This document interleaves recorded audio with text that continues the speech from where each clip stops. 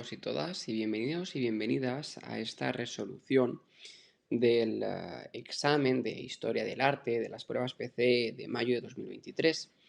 En esta ocasión, en un primer momento, como de normal, tenemos nuestras diferentes preguntas, de las cuales debemos escoger 7 de 11. Y aquí os he presentado un poco cuáles son las soluciones. A la primera, quien esculpió el discobolo sería Mirón. La segunda, cuál de estos edificios no tenía una función de ocio en el mundo romano, sería el acueducto. La tercera, en las siguientes catedrales, cuál no pertenece al arte gótico, sería el caso de la Catedral de Santiago de Compostela porque es románica. Luego, cuál de las siguientes esculturas es obra de Miguel Ángel, tendríamos el caso de Moisés. Posteriormente, el autor del monasterio de San Lorenzo del Escorial es Juan de Herrera, por ello hablamos del estilo escurialense o herreriano. Luego tenemos el caso de a qué estilo pertenece el pintor Rembrandt, que sería barroco, del barroco holandés. Luego, por otro lado, el caso del pintor español autor de la obra El aguador de Sevilla es claramente Velázquez. Continuando con a qué movimiento artístico pertenece Claude Monet, estaríamos dentro del impresionismo, recordad esa obra Impresión Sol Naciente. Luego, por otro lado, tendríamos el caso del artista que pinta los fusilamientos del 3 de mayo de 1808, que es el caso de Goya. Posteriormente, ¿cuál de las siguientes esculturas es obra de Henry Moore? Sería el caso de la figura reclinada. Y por último, el autor de la Casa Kaufmann, o la más conocida como la Casa de la Cascada, sería el Frank Lloyd Wright. Bien.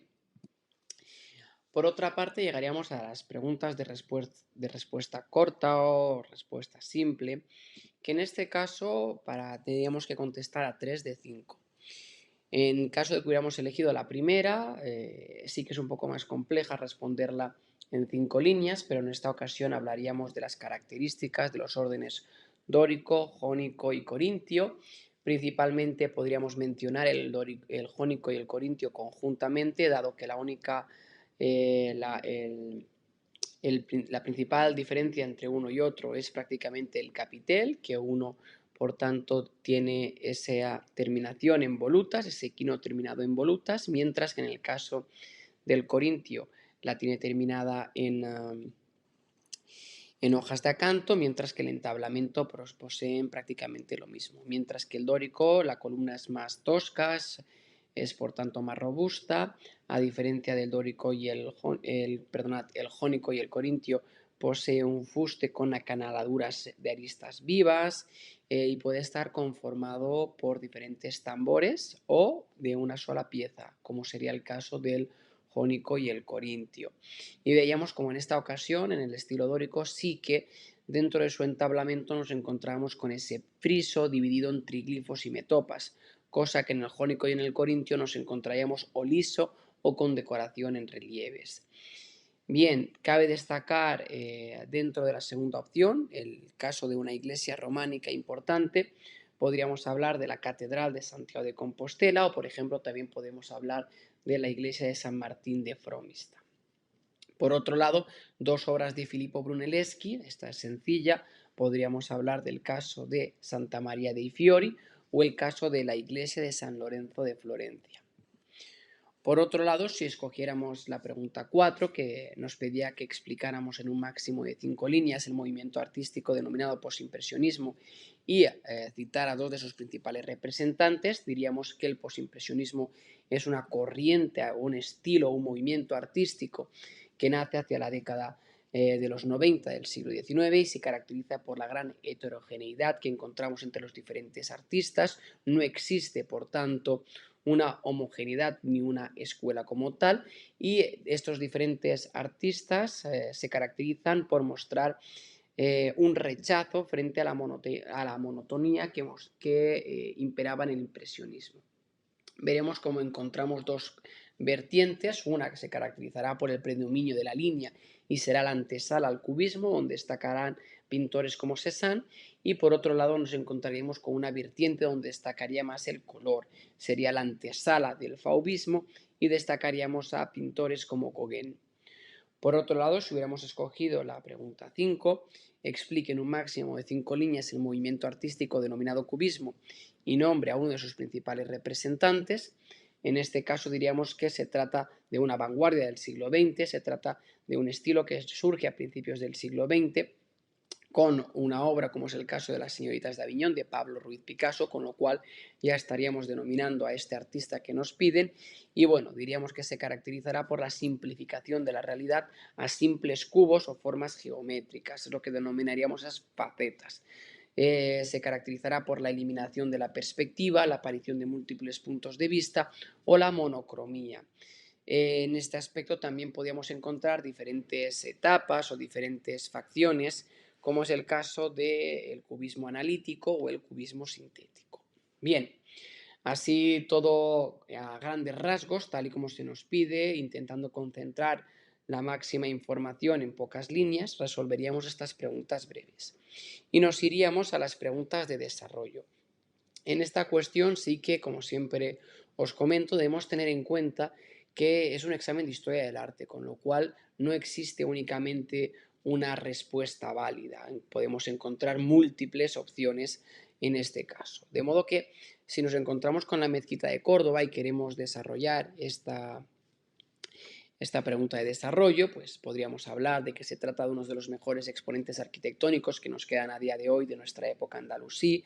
Hablaríamos de que se erige en el siglo VIII por Abderramán I y posteriormente será ampliada en sucesiones ocasiones por los diferentes emires y califas que conocerá al Andalus, Abderramán II, al Hakam II, al Manzor, quien llevaría a cabo su máxima expansión. Por otro lado, veremos cómo esta mezquita debemos entenderla como el principal exponente, o la mezquita como tal, debemos entenderla como el principal exponente dentro de la arquitectura de tipología religiosa.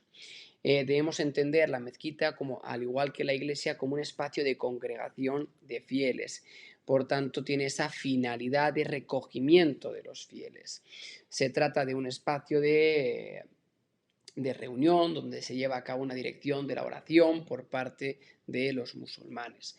Y en este aspecto podríamos empezar a hablar diciendo que existen diferentes tipos de mezquita, la hipóstila, la de 4 iguanes o la cupulada, tal y como hemos visto en clase. En este caso, la mezquita de Córdoba es un ejemplo de mezquita hipóstila que recuerda, por tanto, a la casa de patio árabe propia de Mahoma.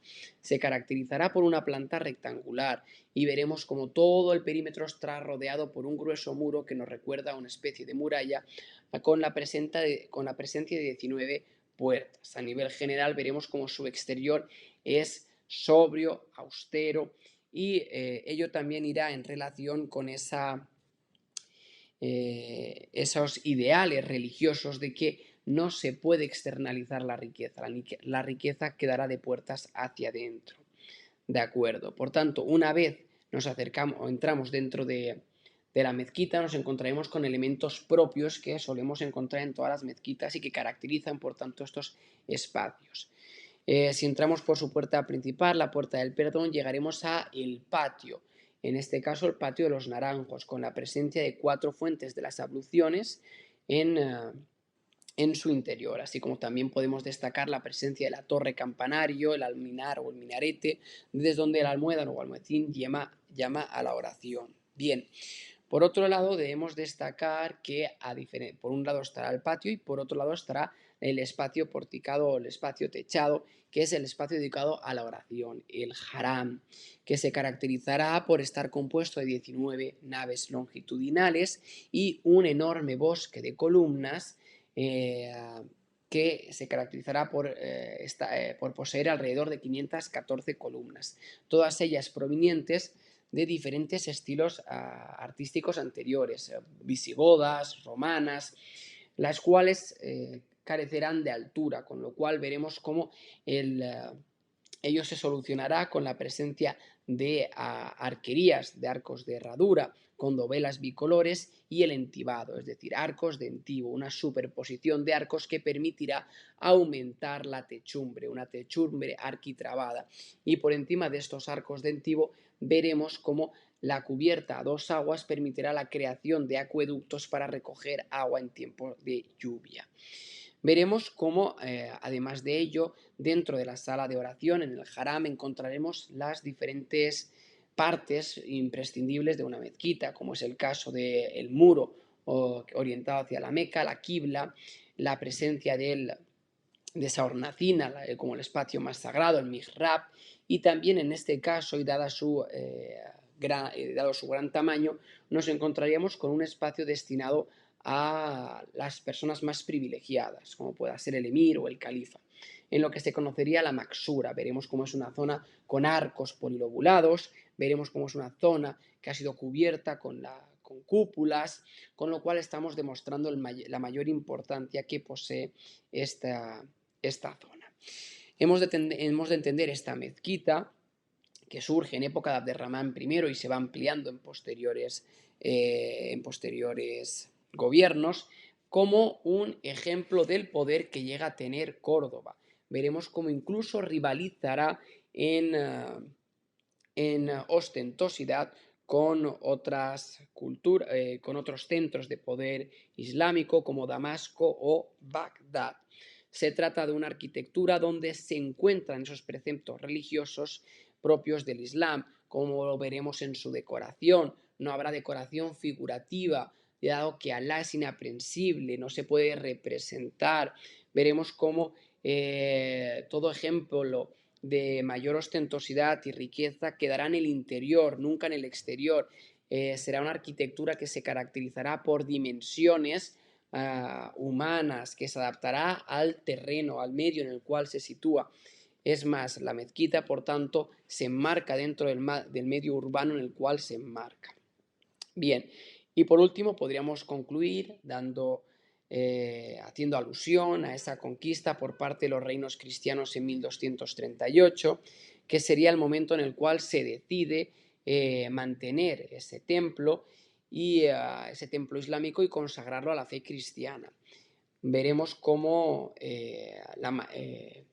un cambio significativo será la colocación en medio de la mezquita de una iglesia, una catedral de estilo plateresco en el siglo XVI, que será el mejor ejemplo de la hibridación y la unión de dos culturas que jalonan la historia actual de España. Bien, con ello podríamos terminar esta conclusión relativa a este tema de desarrollo si lo hubiéramos elegido. En caso de dedicarnos al Greco, podríamos hacer alusión a que Doménicos Theotokopoulos es más conocido como el Greco. Se trata de un pintor que nace en Creta, un pintor que caracterizará la historia del arte de España en el siglo XVI, y podremos decir que su nacimiento en Creta, por tanto, va a provocar que tenga, por tanto, una clara influencia del arte oriental bizantino. Una influencia oriental a la cual se le sumará una influencia clásica renacentista, dado su viaje hacia Italia, donde conocerá las formas de representación de Miguel Ángel, algo que veremos en el tratamiento anatómico del Greco, y también el colorido de los pintores venecianos como Tintoretto. Todo ello se entremezclará dentro de las características artísticas del Greco y permitirá que desarrolle una pintura especial de este autor, una pintura que se caracterizará por representaciones humanas con cánones muy esbeltos. A veces incluso parecen que son figuras extraídas de las llamas. Por otro lado, veremos cómo llevar a cabo propias interpretaciones de diferentes temas, lo cual le llevará en diferentes momentos de su vida a tener pleitos con sus comitentes. Llegará a España, entre otras cosas, relacionado o vinculado con la gran construcción del momento, como es el caso del Palacio Monasterio del Escorial de Felipe II, y llegará con la intención de realizar obras que permitan ornamentar esta edificación.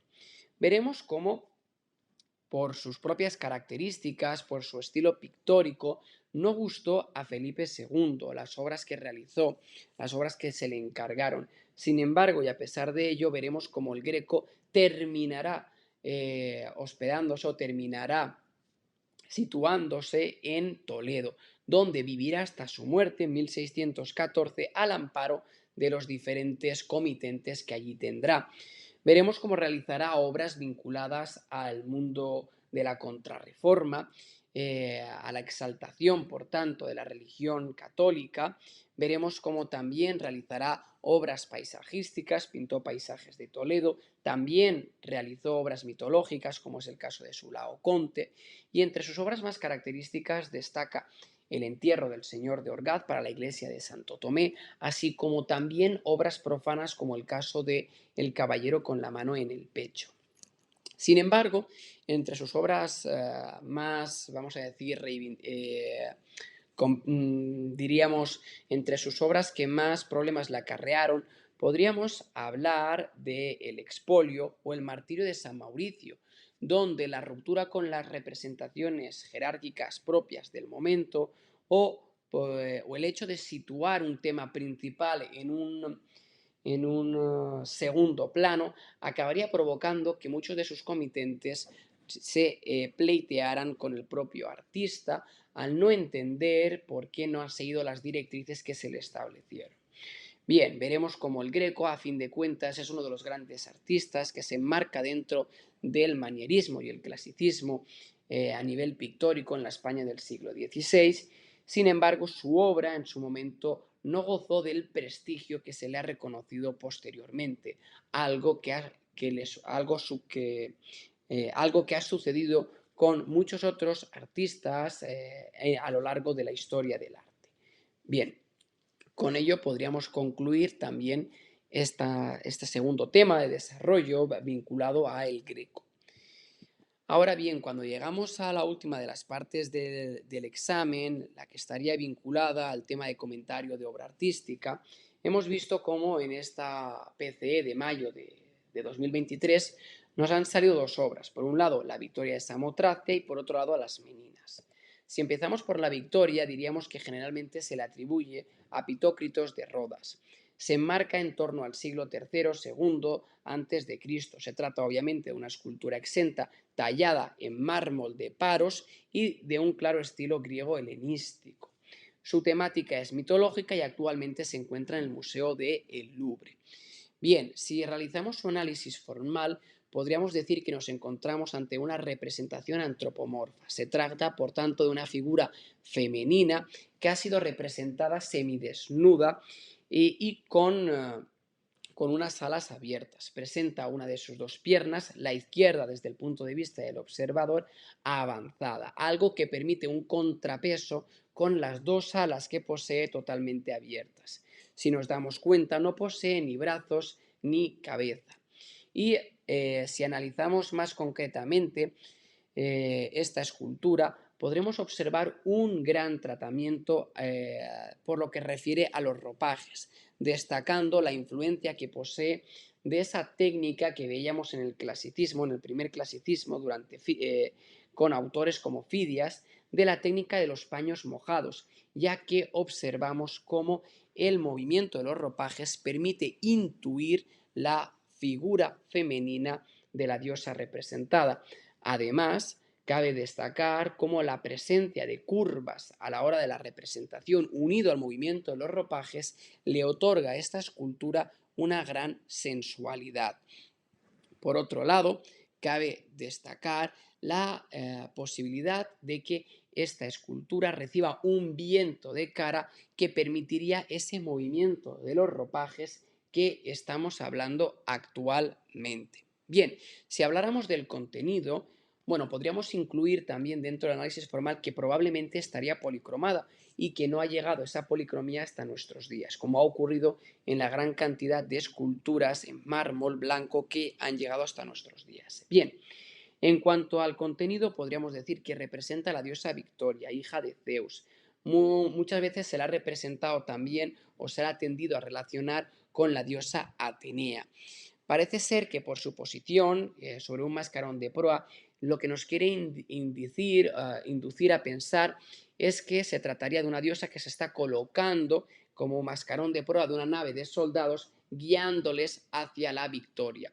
Se trata, por tanto, de una representación claramente mitológica en donde podemos observar una hibridación de esa temática de la victoria propia del primer clasicismo con una representación propia del mundo helenístico, con esa exacerbación, ese dinamismo, ese movimiento, esa sinuosidad, ese tratamiento de los ropajes que hemos visto anteriormente dentro de las obras propiamente helenísticas.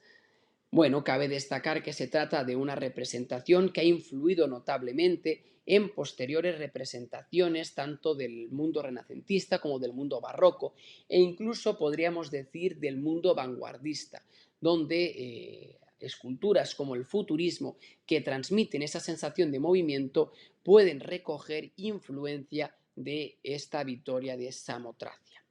Bien, por otro lado, podríamos hablar de las Meninas de Velázquez.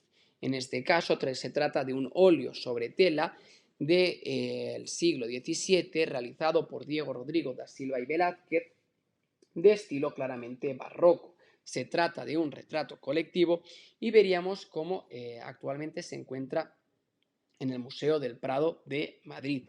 Si realizáramos su descripción formal, podríamos observar cómo se trata de un cuadro complejo a simple vista, donde el autor ha situado a las figuras generalmente en la parte inferior del cuadro, con lo cual ha permitido crear un gran campo de visión. La infanta Margarita, que se encuentra en el centro de la obra y nos sirve de eje central, podemos ver cómo en ella confluyen las diferentes diagonales compositivas que permiten la creación del cuadro.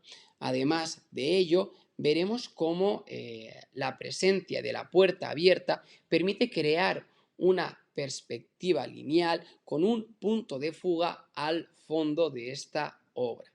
Por otro lado, cabe destacar el gran predominio, o mejor dicho, la utilización de recursos como el espejo y la puerta abierta que permiten esa sensación de mayor profundidad que la que simplemente vemos en el cuadro o la de la simple estancia. Un recurso muy interesante y que hemos visto como ya se lleva utilizando desde épocas anteriores. Por otro lado, cabe destacar que se trata de una obra de Velázquez con un claro predominio del color sobre la línea de dibujo. Veremos cómo Velázquez va a utilizar tanto pinceladas sueltas como pinceladas más cortas y más detallistas, sobre todo estas en los detalles de los vestidos de las meninas.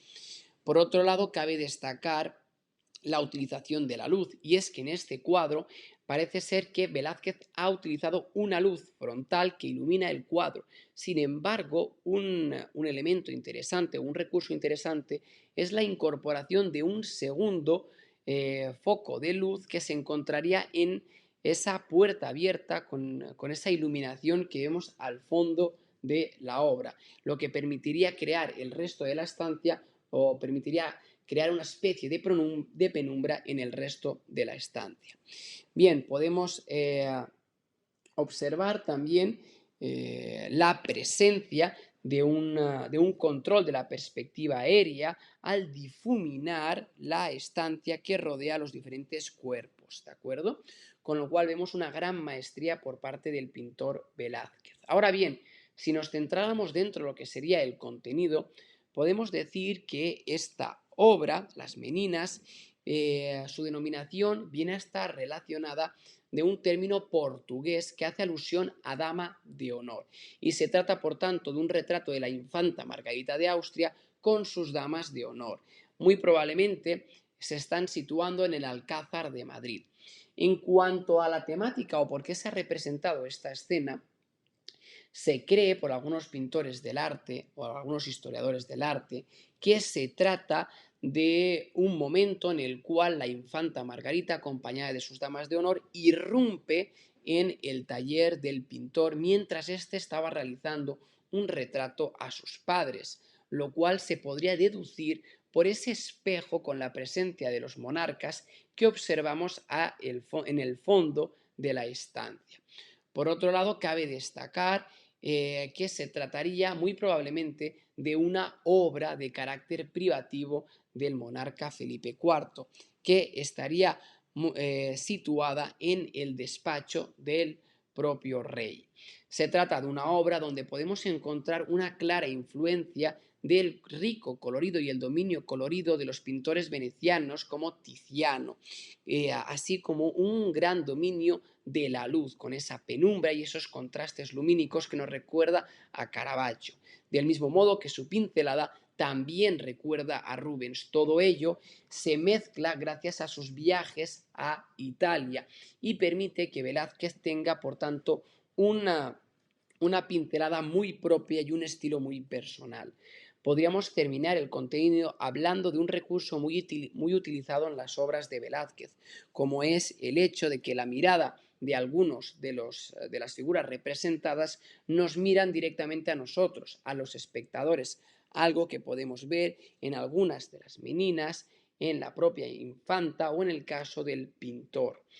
Con ello, por tanto, terminaríamos esta explicación de las diferentes partes y este ejemplo de cómo poder resolver esta prueba de PCE de mayo de 2023 vinculado a la asignatura de Historia del Arte.